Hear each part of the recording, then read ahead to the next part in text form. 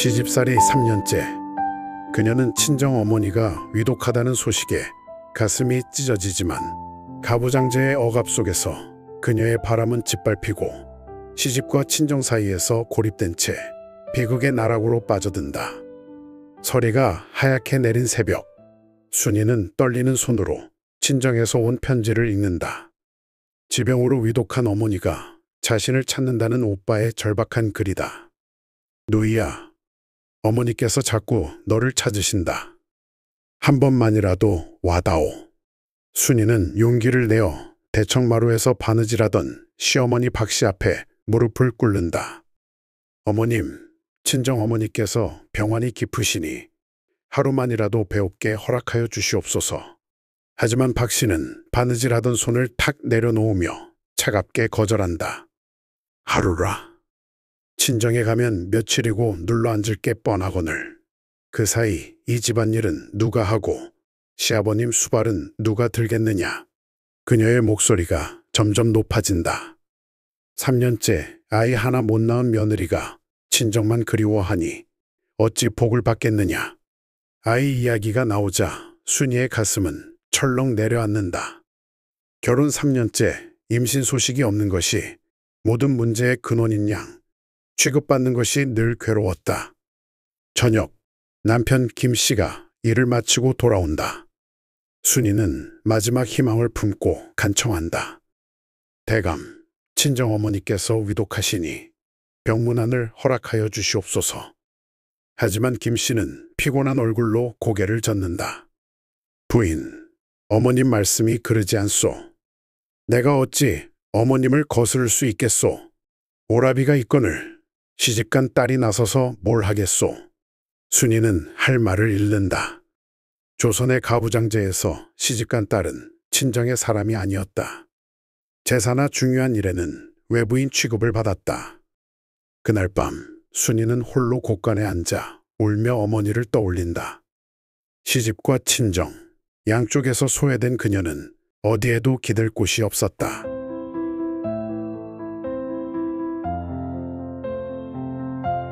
며칠 후 친정에서 또 다른 편지가 온다. 어머니의 떨리는 글씨로 쓰인 몇 줄이다. 목물 사이에 눈물 자국이 묻어 있다. 순아, 어미가 마지막으로 너를 보고 싶구나. 한 번만이라도 와다오. 순이는 편지를 읽으며 오열한다. 그녀는 다시 시어머니에게 간청하지만 박씨는 코웃음을 친다. 병자들이 다 그런 소리를 한다. 네가 가봤자 뭐가 달라지겠느냐. 순이는 더 이상 참을 수 없었다. 평소 고분고분하던 그녀가 처음으로 목소리를 높인다. 어머님, 그래도 제 어머니입니다. 어떻게 그런 말씀을 하시옵니까? 박씨의 얼굴이 불그락 푸르락해진다. 순이의 반항이 예상 밖이었던 것이다. 네가 이 시어미에게 대드는 것이냐? 이 집 며느리인지 까먹었느냐? 시어머니에게 대드는 것은 하늘에 대드는 것과 같으니라. 그날 밤 집안은 완전히 냉랭해진다. 박씨는 순이와 말을 섞지 않고 남편도 어머니 편에 서서 그녀를 차갑게 대한다. 시아버지마저 불편한 기색으로 중얼거린다.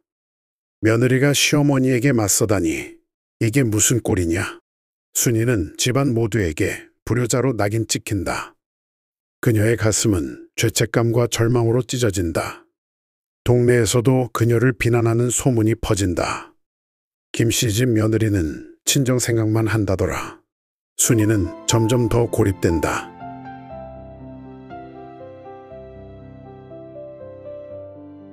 며칠 후 친정아버지의 편지가 도착한다. 순아, 네 어미가 어제 세상을 떠났구나.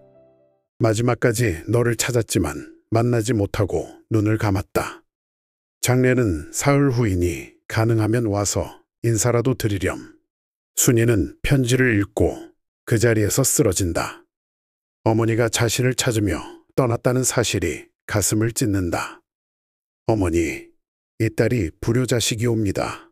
그녀의 절규가 집안에 메아리 친다. 하지만 박씨는 여전히 냉정하다. 죽은 사람은 이미 죽었다. 네가 가봤자 살아나겠느냐. 산 사람 섬기는 게 더 중요하다. 순이는 필사적으로 무릎을 꿇고 빈다. 어머님, 제발 장례식에만이라도 다녀오게 해주시옵소서. 마지막 인사라도 드리고 싶사옵니다. 박 씨는 단호하다. 네가 나가면 이 집 체면이 어떻게 되겠느냐. 동네에서 뭐라 수군거리겠느냐. 그날 새벽, 순이는 모두 잠든 틈에 몰래 집을 나서려 한다. 하지만 대문 앞에서 박 씨와 마주친다. 어디 가려 하느냐. 친정에 다녀오겠습니다. 순이의 목소리는 떨렸지만 결연하다. 소란을 들은 시아버지와 남편이 나온다. 시아버지 김진사는 잠시 고민하다 말한다. 하루만 다녀오너라. 하지만 이게 마지막이다. 박 씨는 발끈하지만 남편 앞에서 더 말하지 못한다.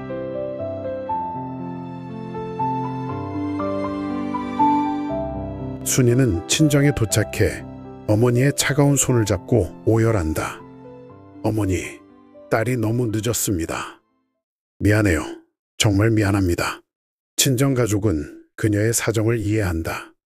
누이야, 네가 와서 인사드리니 어머니께서 편히 가실 거야. 순이는 장례식에서 어머니를 배웅한다. 딸로서 할 수 있는 마지막 효도였다. 하지만 시집으로 돌아가야 한다는 부담감이 그녀를 짓누른다. 시어머니 박 씨가 얼마나 화가 나 있을지 상상하며 두려움에 떤다. 순이는 어머니를 잃은 슬픔과 시집에서의 고난 사이에서 갈등한다. 그녀의 마음은 죄책감과 서름으로 가득하다. 시집으로 돌아온 순이는 더 차가운 시선을 받는다. 박 씨는 그녀가 친정에 다녀온 것을 용서하지 않는다. 네가 이 집에서 살 자격이 있느냐? 시어머니를 거역한 며느리를 어찌 믿겠느냐? 순이의 시집살이는 더욱 가혹해진다. 새벽부터 밤까지 빨래, 밥 짓기, 바느질, 시아버지 수발까지 모든 일이 그녀의 몫이다. 박 씨는 작은 실수도 용납하지 않는다. 친정 생각만 하는 며느리는 집안일도 제대로 못한다. 남편은 어머니 편에 서서 순이를 외면한다. 동네 사람들 사이에서도 그녀가 불효자라는 소문이 퍼진다. 김씨집 며느리는 친정에 몰래 다녀왔다지. 시어머니를 거역한 며느리가 무슨 복을 받겠나. 순이는 점점 고립된다. 친정 어머니를 잃은 죄책감과 시집에서의 멸시는 그녀를 끝없는 절망으로 몰아넣는다. 그녀의 존재는 시댁과 마을에서 지워져 간다.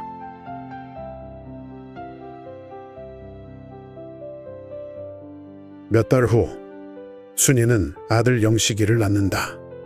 집안은 경사로 들썩이지만 시어머니 박 씨는 아이를 자신의 뜻대로 키우려 한다. 이 아이는 내가 기르겠다. 너는 집안일이나 해라. 순이는 어미로서의 권리마저 빼앗긴다. 영식이를 품에 안을 기회조차 거의 없다. 박 씨는 아이의 이름마저 자신이 짓고 순이를 하대한다.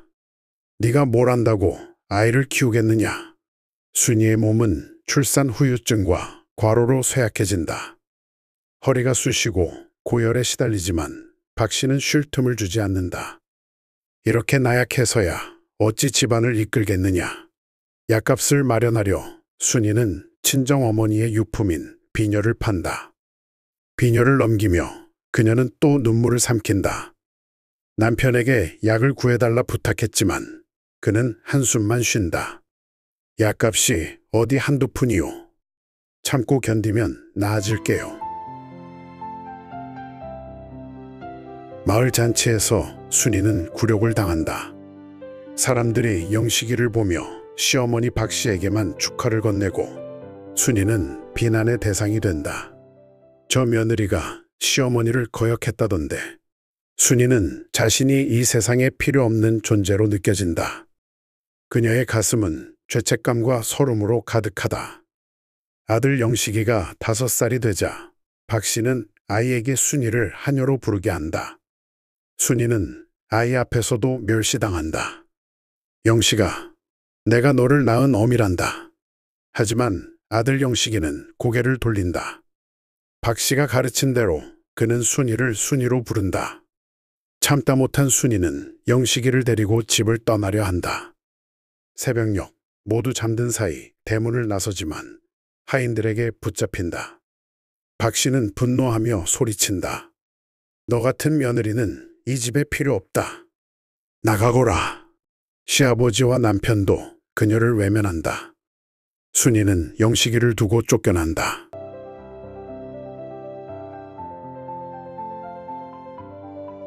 마을 외곽의 허름한 초가로 쫓겨난 순이는 품팔이로 연명한다. 친정마저 그녀를 외면한다. 친정아버지는 이미 세상을 떠났고 오빠는 집안 명예를 더럽혔다며 문을 닫는다. 동네 사람들은 그녀를 외면하고 그녀는 완전히 고립된다. 어느 겨울 눈이 하얗게 내리는 날 순이는 초가에서 홀로 숨을 거둔다. 손에는 영식이가 입던 조그만 저고리가 쥐어져 있다. 그녀의 죽음은 마을에서 잊혀지고 김씨 집안에서도 그녀의 이름은 지워진다. 아들 영식이는 시어머니 박 씨의 손에서 자라며 순이를 어미로 기억하지 않는다. 조선의 가부장제 속에서 순이는 희생되었다. 그녀의 사랑, 고통, 눈물은 차가운 바람 속에 흩어졌다. 그녀의 비참한 삶은 누구도 기억하지 않았다.